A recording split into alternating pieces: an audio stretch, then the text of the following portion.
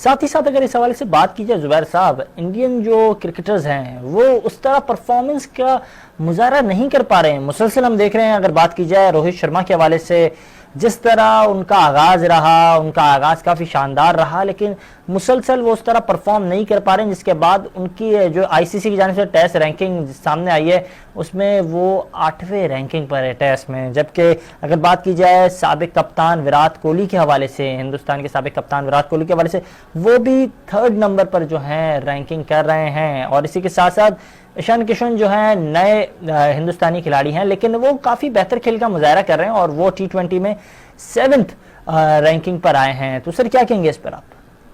देखिए, जहाँ तक ये रैंकिंग है ये तो वक्त की यानी होती है। आईसीसी रैंकिंग जो जारी करता है उसमें अप एंड डाउन्स तो आते रहते हैं। दूसरी बात ये गौर कीजिएगा कि हर उरूज को ज़वाल है। जो आज है वो कल नहीं होगा, जो आज नहीं है वो कल होगा। तो जहाँ तक आपने इंडियंस की बात की है, देखिए अगर विराट कोहली की अगर बात करें तो विराट कोहली एक बहुत बड़ा क्रिकेटर है। अब अगर उनके ऊपर इस वक्त वो यानी डाउनफॉल आया हुआ है, जी बिल्कुल जी डाउनफॉल आया हुआ है, अगर वो आईसीसी की रैंकिंग में 10वें नंबर पे चले गए तो मैं समझता हूँ कि उनका कद कुछ छोटा नहीं हो गया। रैंकिंग अप एंड डाउन होती रहती है, लेकिन ये कि विराट कोहली बहुत बड़ा बैटर है, बहुत बड़ा बैटर है। और अगर हम बाबर की बात करें तो बाबर को लोग मुआवजा करते हैं विराट कोहली से। देखिए हर चीज जो है वक्त पर अच्छी लगती है। हमारे यहाँ मसला क्या है कि हम जो है वक्त से पहले जो है ना चीजों को शुरू कर देते हैं, इसीलिए बाबर आजम का विराट कोहली से मुआवजा किया जा रहा है। बहुत से लोगों को बात की बुरी लगेगी, लेकिन मैं ये समझता हूँ कि विराट कोहली तक पहुंचने के लिए बाबर आजम को एक तवील सफर करना पड़ेगा। बिल्कुल, आपने दो बड़ी शानदार बातें कही अपने पूरे तबसरे में, और आपने कहा कि ये जो रैंकिंग है ये आर्जी है और क्लास जो है वो परमानेंट होती है, वो कभी भी आ सकती है। और दूसरी जानब आपने कहा कि हर चीज़ वक्ती होती है और सही वक्त पर हर चीज़ जो है उसके हवाले से हमें बात करनी चाहिए। तो साथ ही साथ पहले हमने देखा राशिद लतीफ़ की जानिब से एक बयान सामने आया, अब बयान सामने आया शाहिद खान आफरीदी की जानिब से। उन्होंने कहा कि जो फैसला किया गया मोहम्मद हारिस को खिलाने का वो मुनासिब नहीं था, काफ़ी अहमकाना फैसला करार दिया है शाहिद खान आफरीदी ने। सर इस पर क्या कमेंट करेंगे? सिलेक्शन बेहतर थी, नहीं थी, या फिर गलत नंबर पर खिला रहे थे जिस नंबर के लिए मोहम्मद हारिस बने ही नहीं है? देखिए, आप टीम कोई सी भी बना ले, जब भी बनाएंगे क्रिटिसिज्म तो होगा, तनकीद तो हमेशा होगी आपके ऊपर। आप अगर हारिस को ना खिलाते तब भी आप पर तनकीद होती कि हारिस को क्यों नहीं खिलाया गया। लेकिन मेरी जाती राय है कि बिफोर द टाइमिंग जो है ना, बिफोर टाइम जो है इसका हारिस की इंक्लूजन हुई है। अभी इस वक्त मुनासिब नहीं था कि हारिस को जो इंक्लूड किया था। लेकिन बार देखें, मैंने क्रिकेट को देखा है बड़े करीब से, तो कप्तान जो है ना हमारे आजाद के, खास तौर पे अगर जब वो उसकी गुड्डी जिसको कहते हैं चढ़ी हुई हो, जैसा बाबर की गुड्डी चढ़ी हुई है, तो बाबर जो कहेगा वो किसी भी उसकी बात मानने के लिए तैयार रहेगी और मानेगी। तो बाबर आजम को मैं मतलब क्रिटिसाइज नहीं कर रहा, लेकिन उसमें मैच्योरिटी की कमी है। मैंने पहले भी आपके पिछले प्रोग्राम में कहा था कि ये देखिए पाकिस्तान क्रिकेट है, इसमें दोस्ती रिश्ते नाते नहीं चलते, मेरिट के ऊपर फैसले होने चाहिए।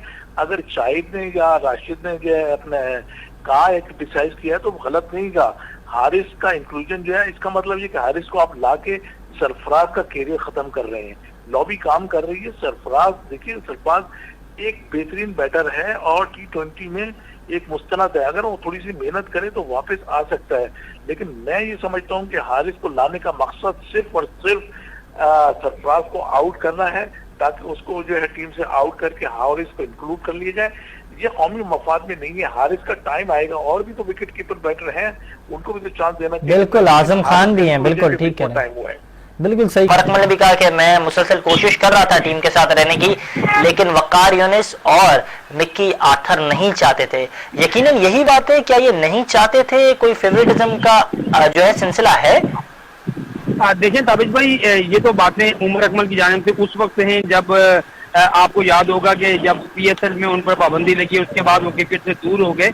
देखिए, कोई भी कोच या कोई भी हेड कोच या बॉलिंग कोच ये नहीं चाहता कोई ऐसा प्लेयर जिसमें टैलेंट हो और उसको पता हो कि वो पाकिस्तान के लिए लंबे अरसे तक सब कर सकता है। और इसमें कोई शक नहीं कि उमर अकमल में टैलेंट भी था, उसकी बैटिंग स्किल भी थी, और मुश्किल वक्त में पाकिस्तान टीम के काम भी आए। लेकिन देखिए बहुत सारे खिलाड़ी ऐसे होते हैं जो अपने बयानबाजी से, अपने जुमलों से और बहुत सारे अपने रवैये से जो है वो टीम में जगह नहीं बना पाते। ऐसा ही कुछ उमर अकमल के साथ है। जब वो टीम में थे तो उस वक्त भी उनकी हरकत आपको पता है वो किस तरह की हरकत किया करते थे, हर एक को जवाब दे देना। उसके अलावा हर जगह जो है उनकी ये चीजें रही हैं जिसकी वजह से कोचेस जो हैं वो उनको समझाते रहते थे, चाहे वो मिकी आथर हो या वकार यूनुस हो। इस बात पर कि कोचेस को मैं पसंद नहीं था, कोचेस नहीं चाहते थे, ऐसा कुछ भी नहीं होता। देखिए जब आप परफॉर्म कर रहे हो ताबिश भाई, अगर आप रन्स कर रहे हो, आप टीम के काम आ रहे हो, तो कोई भी कोच नहीं चाहता कि उसकी टीम हारे और उसकी टीम जो है वो बैकफुट पे चली जाए। ऐसा ही वकार यूनुस भी है। वकार यूनुस नहीं चाहता कि मोहम्मद आमिर खेले या हसन अली खेले या शाहीन आफरीदी, जो भी परफॉर्म कर रहा है। अभी भी देखे ना कि पाकिस्तान टीम में जो खिलाड़ी परफॉर्म कर रहा है वो मुसलसल खेल रहा है और कोई आराम भी नहीं ले रहा।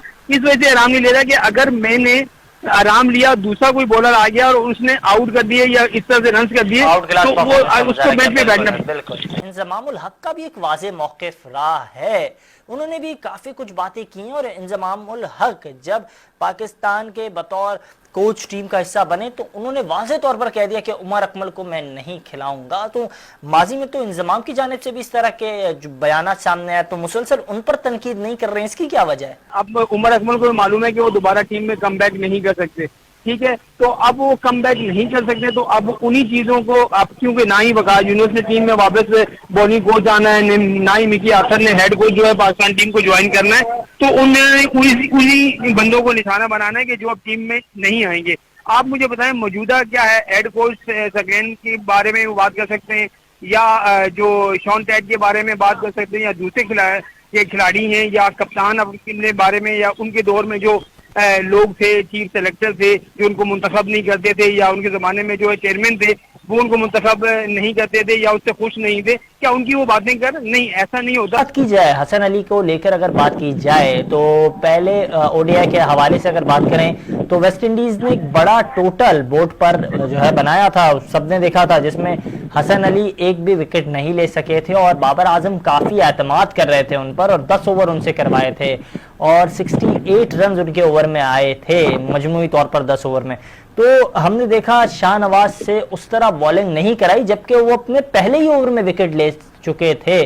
तो क्या वजह है, बाबर आजम एतमाद नहीं करते हैं नए खिलाड़ियों पर?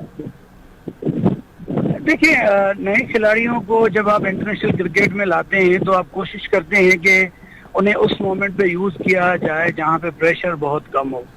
बिल्कुल। और जब शाहनवाज ने बॉलिंग की तो स्टार्टिंग के ओवर से इतनी मार भी नहीं पड़ रही थी और उन्होंने विकेट भी ले ली।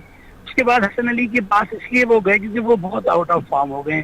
T20 वर्ल्ड कप की वार्म अप मैचेस से लेके वो आउट ऑफ फॉर्म है। अगर आपको याद होगा वो warm up match south Africa के खिलाफ जिन्होंने आखिरी ओवर में उनसे डेविड मिलर और वेंडर ड्यूसन ने जो है वो 19 रन ले लिए आखिरी वार्म अप मैच। उसके बाद वो कभी संभल ही नहीं पाए और आहिस्ता आहिस्ता बाबर आजम चाह रहे हैं कि वो अपनी फॉर्म में वापस आए, अपने रिदम को पकड़े, क्योंकि काफी क्रिकेट खेले हैं ना पाकिस्तान के लिए और जो काफी क्रिकेट खेला हुआ होता है तो एक्सपीरियंस जो है वो मायने रखता है, तो उस पर ज्यादा एतमाद होता है, यही वजह है।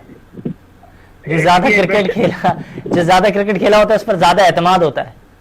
जी बिल्कुल, एतमाद तो करना चाहिए क्योंकि उसने अप्स एंड डाउन्स देखे हुए होते हैं इंटरनेशनल क्रिकेट के और वो प्रेशर सोक करने की एबिलिटी रखता है, इसलिए उसे बार बार मौका दिया जाता है। तो अभी मिसाल देता चलूं मैं आपको कि बड़े बड़े खिलाड़ी जो हैं वो आउट ऑफ फॉर्म चले गए हैं फिर भी उनको बार बार मौका दिया जा रहा है। एक एक्सपेक्टेशन है कि ये कभी भी कमबैक करके एक अच्छा इवेंट जिता सकते हैं, लेकिन अगर उन्हें रेस्ट दिया जाए तो ये और उनके लिए बेहतर होगा क्योंकि उनको थोड़ी चीजें समझने का टाइम मिल जाएगा। अच्छा, मेरे ही प्रोग्राम में अब्दुल रऊफ साहब थे, उन्होंने कहा कि बेहतर होता पीसीबी जो है शाहनवाज दानी को T20 में मौका देती। T20 में काफ़ी अच्छी बॉलिंग का मुजाहरा कर रहे थे, वो PSL में काफ़ी अच्छे टच में नज़र आ रहे थे, लेकिन टैलेंट की कमी नहीं है, लेकिन जो सिलेक्शन है वो मुनासिब नहीं हो रही है, पिक एंड चूज़ की कमी है। तो क्या समझते हैं, पिक एंड चूज़ की कमी है?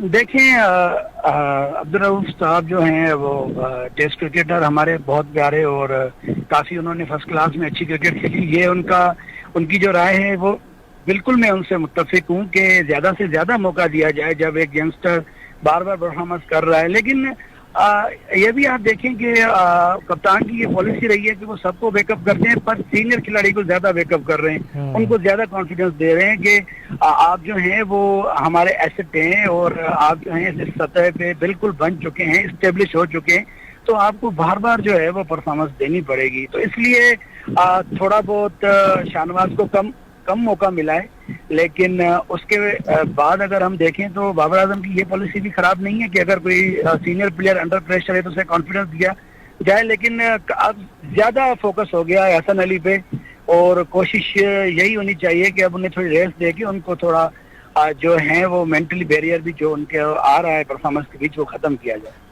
जाए। बहुत शुक्रिया मोहसिन रजा साहब, अपने ख्यालात का इज़हार कर रहे थे।